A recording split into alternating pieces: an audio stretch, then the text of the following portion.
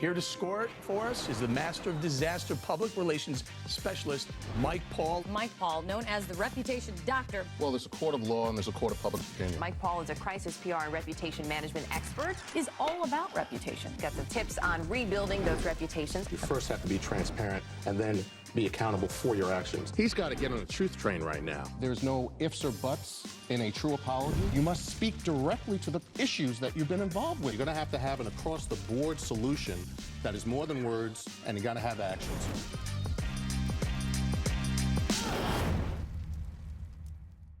Well, our guest today is Spencer Jakab.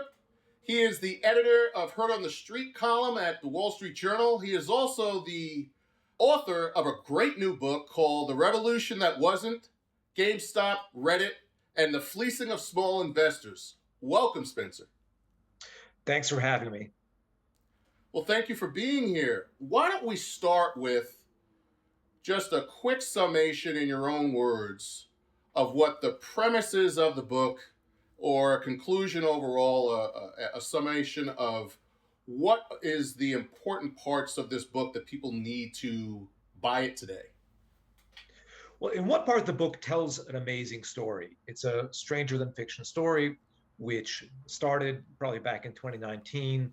The time when we all heard about it was over the course of 1 week in early 2021, when a bunch of people online on a Reddit, a subreddit dedicated to small investors, took on big hedge funds and blew multi-billion-dollar holes in them. It was, I've been writing about or working in financial markets for 3 decades, and I knew right away that I had to write about it. It was one of the strangest things I've ever seen. But more importantly, the book doesn't just tell the story, it tells what the significance is. And a lot of people portrayed it at the time as a revolution, as a moment that would change Wall Street forever. The tables had turned. And once the dust had cleared, it was obvious to me that that wasn't the case at all. It was the same old story in one sense, that the little guy always gets the short end of the stick with Wall Street. Fear and greed always get the better of people. And at the same time, it wasn't the same old story, because some new technologies, specifically the algorithmically driven social media and these addictive, alluring, frictionless apps that young people especially use to trade these days, had changed things a lot, and not to help them, by the way. You would think that they would, but they have done the opposite.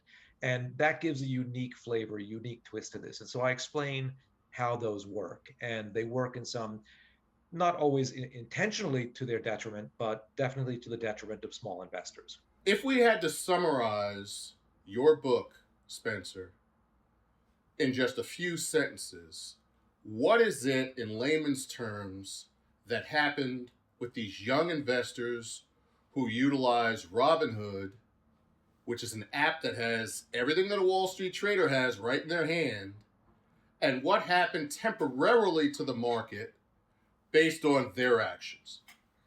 The market went crazy. Shares of GameStop, which was a really obscure small company at the beginning of the story, became the most traded security on the planet for days on end. And it became the most talked about thing for days on end. And what happened was they thought that they were sticking it to the man. They thought that they were going to make a fortune, stick it to the man, give Wall Street a black eye, or even much worse than that. And they kind of still think that they did that, and that they didn't. Obviously, there are individual people who say, well, I made a lot of money. In anything like this, there'll be people who got out of it ahead of the game or still have a large balance.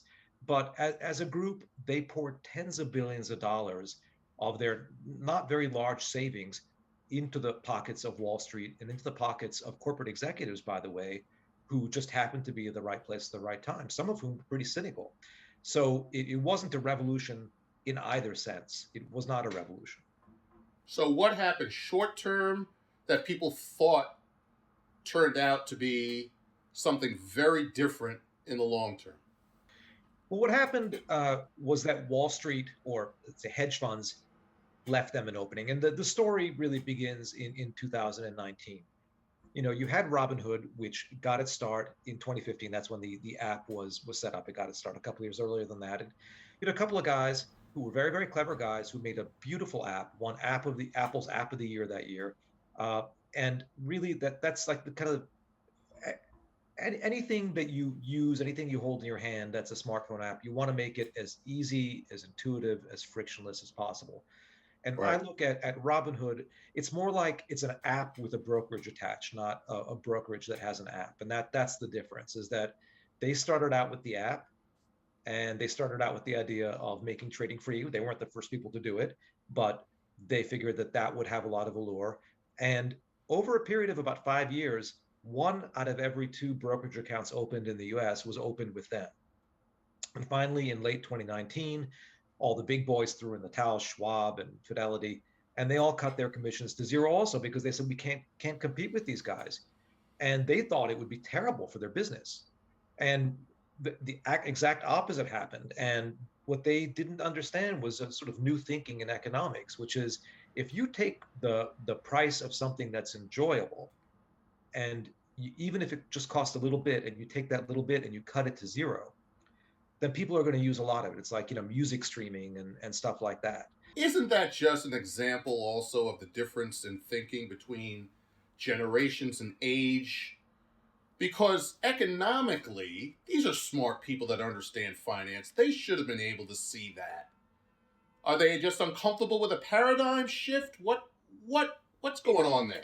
I think that if they had understood it, they would have done it sooner, right? I mean, but they didn't understand. And if you look at what they said, and you look at what analysts who cover the brokerage firms said, they were like, well, this is going to hit. The thing is, though, that the difference between Schwab and Robinhood is that a Schwab customer might have a median account balance of a couple of $100,000. A Robinhood account has a median account balance of $241. It's a totally different customer.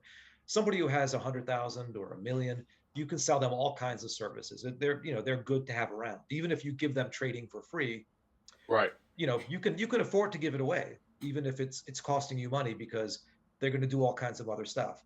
Robinhood customer, it's all about the trading. And so their business was set up, and the way that it works, it's set up to encourage you to trade as much as possible. The more you trade, the more they make.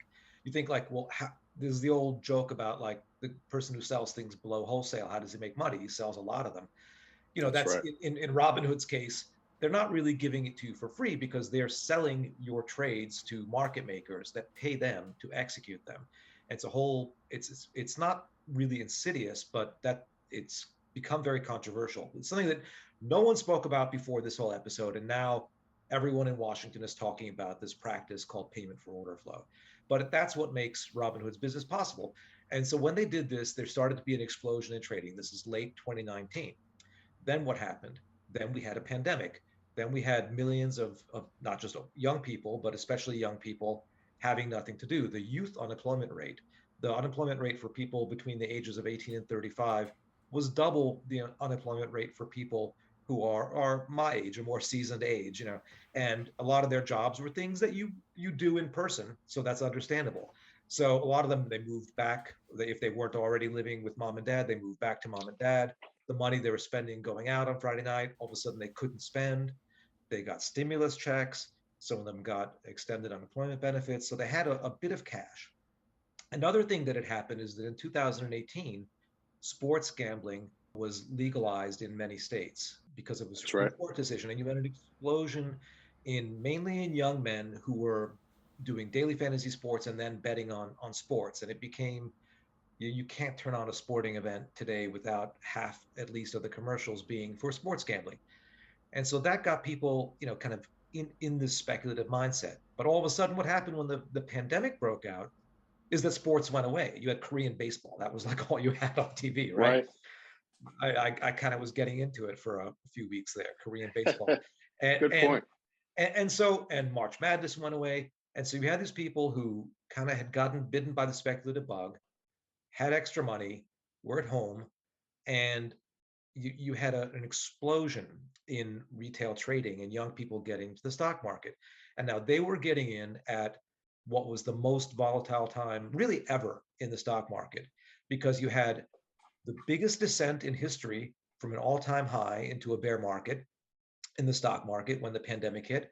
And then you had by far the biggest recovery in history.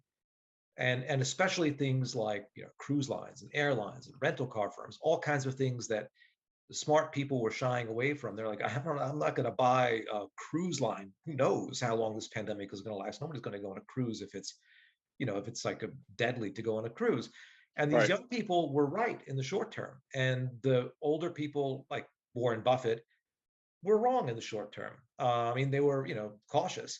They were How were wrong they for the right? right reasons, but they were wrong. And so you had these young people who felt like they were geniuses, and they were addicted to the stock market volatility. And that group of people went online to get advice, and they got very, very active. And that was one of the main things that set the stage for this. And the other thing was that this generation doesn't like Wall Street. They don't like, it's not that they don't like rich people, because they like Elon Musk and people like that.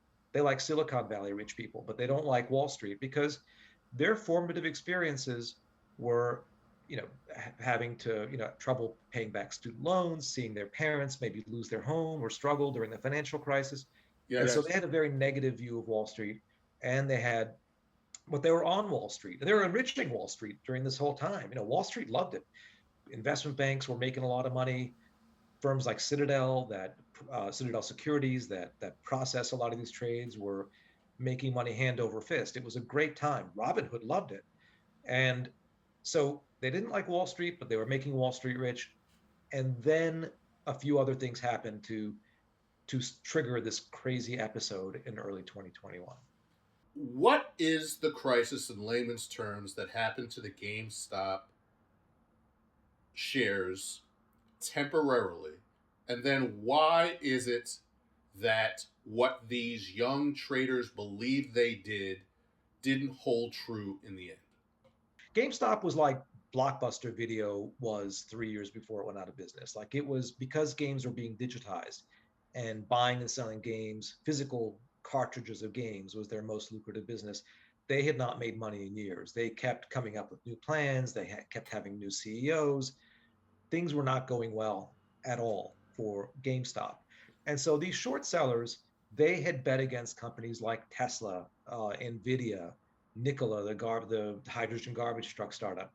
And they had lost a lot of money because these young people, especially, but just generally Wall Street, they love these shiny new things, and they would bid them up to absurd valuations. So betting against companies was getting really hard. It was probably the worst year ever for short selling. And short selling, just to explain, is a technique by betting against a stock. The most you can lose when you buy a stock is all your money, right? You could buy a stock and then it can go to zero, go bankrupt. Then you lost all your money, but you didn't lose more than all your money. But a short seller is the opposite from you and me, because a stock can go up to any level. So their losses are infinite because they don't own the stock. They sell it without owning it. They find somebody who says, I'll lend this to you, and then they sell it. And if the stock goes up a lot, they could lose a lot. And so when share prices go up a lot, and a lot of short sellers have bet against something, it's called a short squeeze, because they all kind of scramble for the exit at the same time, and they're all rushing in and buying, and then they're hurting each other by buying and forcing up the price. It's so sort of a vicious circle, or vicious cycle rather.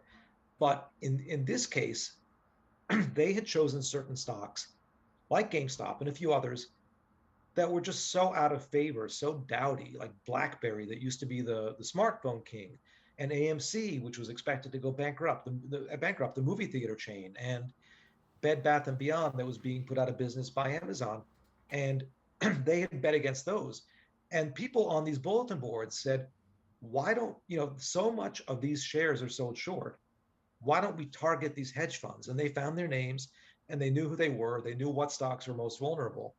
And there were clearly some people on these bulletin boards who weren't amateurs, who said, okay, this is what you do. This is specifically what you have to do to create the maximum pressure on these hedge funds. And they kind of ambushed them.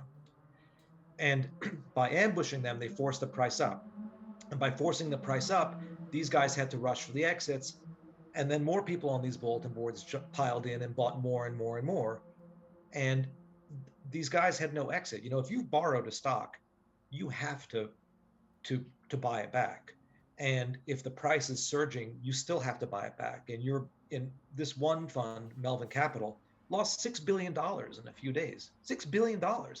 And there were other funds that had massive losses as well. And there was one activist short seller who I speak with in the book named Andrew Left, who outright taunted them. He said, "You guys are the suckers at the poker table. You don't know what short selling is. Let me explain to you." And that was not a good move, because it was like waving a red flag at a bull, and he just set off a stampede. And so you had millions of people watching this thing every day, and you had one person in particular, and he wasn't the engineer of this by any means, but Roaring Kitty, who turned out to be a financial advisor named Keith Gill, who had an online presence, mostly ignored until this episode started, who had made a huge personal bet on GameStop for other reasons. And then every day he would post a screenshot of his E-Trade account not with his name on it. And you could see that he went from having $50,000 to $50 million at one point, and he wasn't selling. And these people couldn't believe it. And so every day that he didn't sell, they didn't sell. And the reason that they didn't sell was that they were inspired by him, but also because not selling means that you weren't making your stock available to the short sellers to purchase back. Right. So you were making it more difficult for them. It was like, like setting a theater on fire and then like making sure there's like only one little exit door left open for them to get out of. And they all headed for that exit door. So these young traders temporarily stuck it to the man. There were big losses temporarily. It was a David and Goliath story, short term. And then what happened? This gets to the, your specialty, which is reputation management, is that Robinhood was the main broker that serviced these guys. And Robinhood basically did too good of a job. Robinhood was all about getting people into stock trading, getting people to trade as much as they could. But so many of Robinhood's customers happened to be the people who were doing this, and they were all buying the same 3, 4, 5 stocks, about a dozen in total, but it was 3 or 4 or 5 stocks that were the main quote unquote meme stocks, because they would use memes on social media. And brokers have a broker too. So brokers have a place where there's a clearinghouse that's owned by the government that makes sure that everyone gets paid, that the money gets to where it needs to go and the stock gets where it needs to go. Because you might sell a stock and then you see the money in your account, but the money's not really there. The money takes a couple of days to get there. Everyone has to get settled up. And this clearinghouse went to Robinhood in the middle of the night, 3 hours before the market would open on January 28th, 2021, and said, listen, we've looked at the risk that you're open to here, and we need you to put some more collateral into this system, so make sure that we all get paid. Because if you go bust, then every other broker needs to cover for you. So can we have $3 billion, please, in 3 hours? Now, there was no way that they could get $3 billion in 3 hours.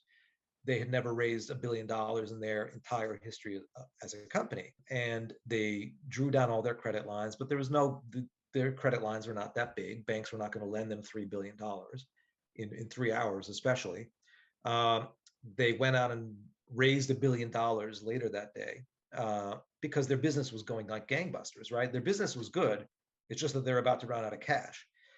And they went back to the clearinghouse and said, obviously, we can't come up with $3 billion. How about we restrict any further trading, any further purchases of these stocks, options or shares of these stocks? Then what's our risk? And they came back and said, well, then your risk is $700-something million. So they ponied up that amount, barely. They almost went out of business.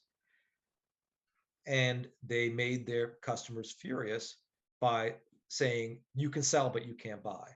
Because these guys said, we have Wall Street on the ropes. The membership of Wall Street Bets went from just over 1 million people in the fall to, by the end, Wall Street Bets is the subreddit where all this was taking place, to, by the end of February, almost 10 million people. So it just mushroomed in size. Everyone was watching it. Okay, I was one of those 10 million. I wasn't trading it, but I was watching it. And so it became the most exciting show in the world.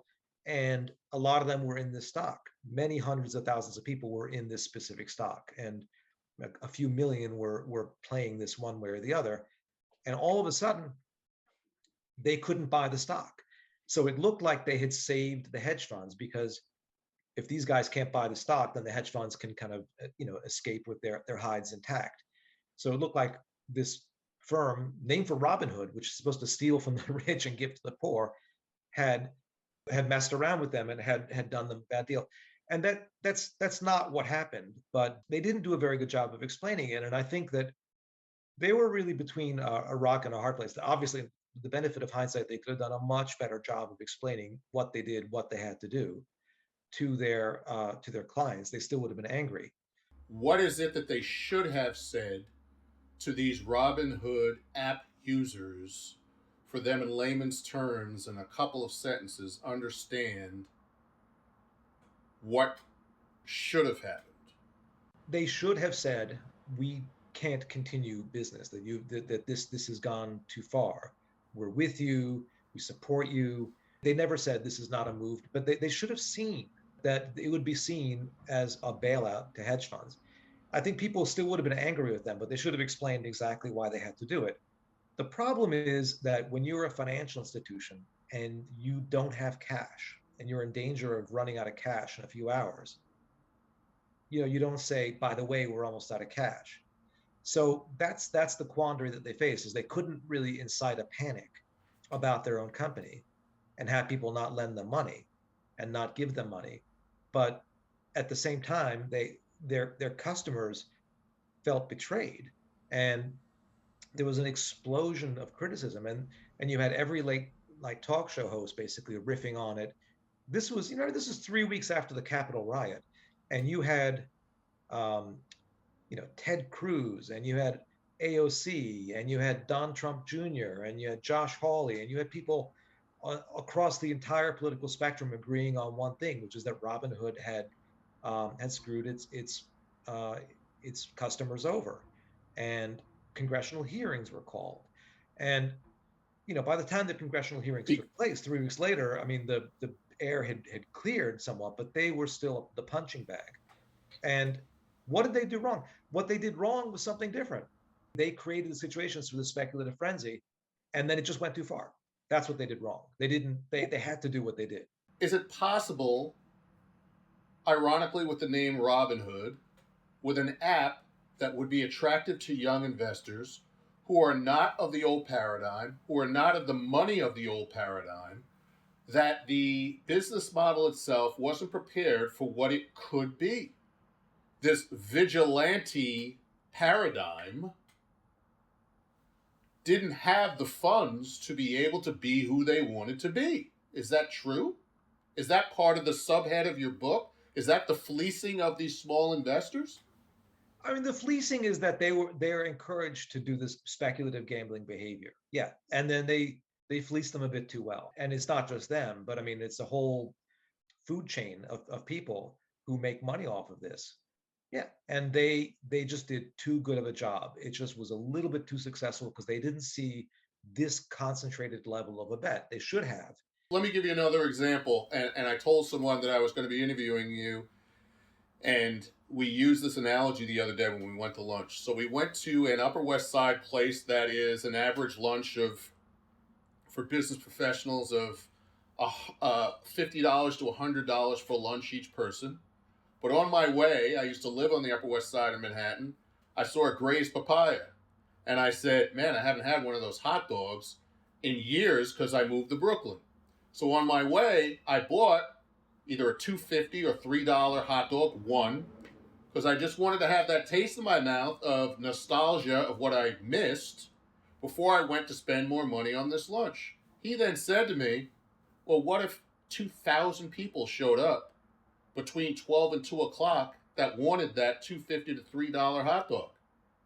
There'd be a lot of people pissed off online because they wouldn't have the supply in that freezer to throw that many hot dogs between that period of time, at least, for them to walk back to their office or walk back to their home and finish up their lunch and do what I did. Isn't that a little bit about what happened here? In other words, shouldn't a business, and it sounds like an extreme from a crisis perspective in planning, to have that kind of money aside and to be like the big boys, if you want to play, and that's what some of the regulators and that's what some of the big boys said at the time as well, and are still saying now, even in summary of your book, which is be careful what you ask for. If you want to play with the big boys, you better be prepared. You better have that money aside. You better be prepared to be a clearinghouse like that. You better educate your users that this is really what it's about in the end. If in small amounts of money, hundreds of thousands to millions of you decide to do something, and then you got to clear within a couple of days, I'm going to come back to you within a few hours and say, are you going to have some of that money aside for us to be able to do that? Congratulations, your app is working. Pay up and be ready to be us, Wall Street. Yeah, and you're absolutely right. And in the congressional hearings that occurred 3 weeks to the day after these events, the day that they restricted trading, Vlad Tenev, who's the CEO of Robinhood, he was asked the most questions. He was just raked over the coals. And asked about it, he said, well, it was a black swan event. It was we calculate that it was a 1 in 3.5 million event. I don't know how he arrived at that calculation. I can't understand how he did, but black swan event is something that you can't anticipate. This is something you can anticipate. So It's not a black swan. By definition, that's not what it is. This exact situation probably won't happen again. How so? I'm a crisis guy. Prove to me, thinking worst case scenario, that there might not be, and someone might seek to set up the exact same situation hour by hour with a little bit more sophistication with a goal of doing exactly what happened. So what are the odds and what are the chances of that happening? Well, not might, did, have done. I mean, in the last year since these events took place, they have tried again and again and again. So they've gone into wacko conspiracy land by saying, like when they predict the world is going to end, and then and then it doesn't end, and then the next day people still stick with the group that predicted the world is going to end. Well, that's kind of it. I mean, they were saying we're going to create the mother of all short squeezes. We're going to do this, and if you buy this and you buy that, and so you've had a lot of these people who originally took part in this have tried to do it several more times with different stocks with very limited success, because they throw a lot of money against the wall and they do move the stock. Of course, a bunch of people come in and buy a stock, it goes up, but it doesn't stay up. And they've tried to do it and to squeeze these hedge funds. These hedge funds are not dumb. They're 85% of them. They're sophisticated. Of course they have software that reads these forums faster than a person can read it and interprets it and is natural language processing and tells them what's going on. And they have interns who look at these things. They're ready for it the next time. And not only that, but these firms on Wall Street that made money the first time around, they're making a lot of money from all this trading activity, all this option buying and all this stock buying. So they're trying, and they're chewing up a lot of their money trying to make lightning strike twice. The next crisis that happens will be something crazy too. Just it's not going to be this. You can't engineer the same thing again. It was a surprise the first time. It won't, it'll be something So different. 2 final questions. What do you believe the next crisis will be in this vein? I think because a lot of this activity has morphed from traditional securities where there are a lot of checks and balances. I mean, the system worked. It buckled, but it didn't break, to cryptocurrencies and NFTs and things like that. It's a lot of the same people and the same ethos. So I can see that the controls being much weaker there, where it's not really a securities market and people being enraged. And it already has happened, from time to time, where like people have had their Bitcoin stolen and stuff like that. So I see some larger kind of crisis involving these new things that aren't really securities, but are very popular with young people. Final question. You said you have sons around that age. So let's pretend you're talking to your sons over dinner and they say, Dad, a lot of information. Give me 3 rules learned from this debacle or correction, however you want to look at it, as your son or sons for the future, because as you know, I have a Robinhood app, Dad, and I just want to do it the right way. You did a lot of research. What are the top 3 rules from your book and from me as your son in dealing with this situation? Okay. My first lesson would be that when you're dealing with anybody, whether it's Wall Street or somewhere else, people who get paid on the back end are generally more reliable than people who get paid on the front end. You know, Robinhood, a broker, they get paid on the front end. They don't care what happens after that. There are robo advisors out there who will manage your money. They'll take a small cut every year for managing it, for balancing it, for being very prudent with your money. There's one of the leading robo advisors out there. They have been in the business 13 years at the point that this story happens. One of the original ones, you know, the one that we would have heard of. And Robinhood got as many customers in one day, as they got in their entire history as a company. So it's Wow. hard to sell those kinds of services that like get rich slowly, but those people are generally more reliable to deal with. Second thing I would say is you can be a free rider. You know, you can be the guy who pays off his credit card every month, and you get all these rewards, and you get this convenient thing, and you know you don't have to buy the insurance when you rent a car. And you know who's paying for that? The people who carry balances and are not that wise. So you know, you can be the guy who joins the gym and then goes every day instead of sort of going 4 times a year and violates it, right? And you be the guy who, you know, they're not making money off of you. They're making money off those people who never show up but still pay. And you can do that on Wall Street because you can there's such cheap funds these days. You know, you can be in there. You can have a Robinhood account. Robinhood is fine. You know, you can go in there and buy a bunch of ETFs or stocks and not look at it. You don't have to look at it. You don't have to be active. You'll do much better in the long run. It's been proven that the less often you transact, the better you're going to do. And the third thing I would say to them is that, you know, history doesn't repeat, but it always rhymes. You know, this fear and greed and bitterness that comes after when people lose money just repeats itself again and again and again. In that sense, this story is a lot like a lot of other stories that I've experienced and read about in the history books. Markets are always seem the same. You can read something that was written in the 1800s, the 1700s, the 1600s, back to the dawn of financial markets. And you're like, wow, that sounds like it could have been written yesterday, because human nature doesn't change. The names of the stocks or whatever they're trading change, but human nature is human nature. And we're just not wired to be very good at investing. The less involved you are and the more passive you are, the better you do. That's why. Spencer, thanks you so much for your time. Thank you for writing your book, The Revolution That Wasn't, GameStop, Reddit, and the Fleecing of Small Investors. And thank you also for your column that you have heard on the street from the Wall Street Journal. We really appreciate your time and would like to keep in touch with you. Thank you so much for having me. Go out and buy the book.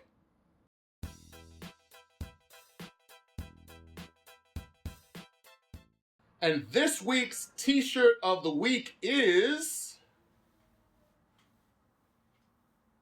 Black Wall Street, 1921, Tulsa, Oklahoma.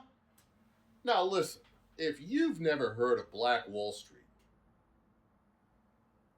and its establishment in Tulsa, Oklahoma from 1921, you got to go to Google right now and learn what is Black Wall Street. It wasn't trading.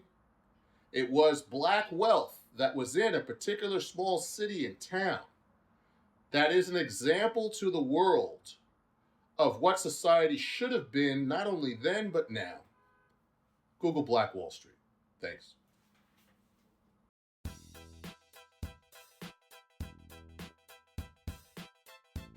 So my rep doc opinion of this book called The Revolution That Wasn't, GameStop, Reddit, and the Fleecing of Small Investors is that Spencer Jakab does a terrific job of summarizing exactly what the challenge, the crisis, and the new paradigm is, which is the magic of technology. By being able to understand and trade on Wall Street with the same tools as the experts, but the one warning I give anyone that's utilizing it, similar to why there was a crisis in the first place, if you don't understand Wall Street beyond the app, if you simply just know how to put in how much money you want to trade and press a button, you don't know enough about Wall Street to even use the app. Understand much more about the financial systems and the way they work and the checks and balances that are there before utilizing even your first trade. That's my lesson. Thanks. Thank you so much for joining us this week on Reputations in Crisis with Mike Paul, the Rep Doc. And remember, less head work, more heart work, peace. And please don't forget to subscribe to our YouTube channel and also listen to us on Apple Podcasts, Google Podcasts, and Spotify. Have a terrific week. We'll see you soon.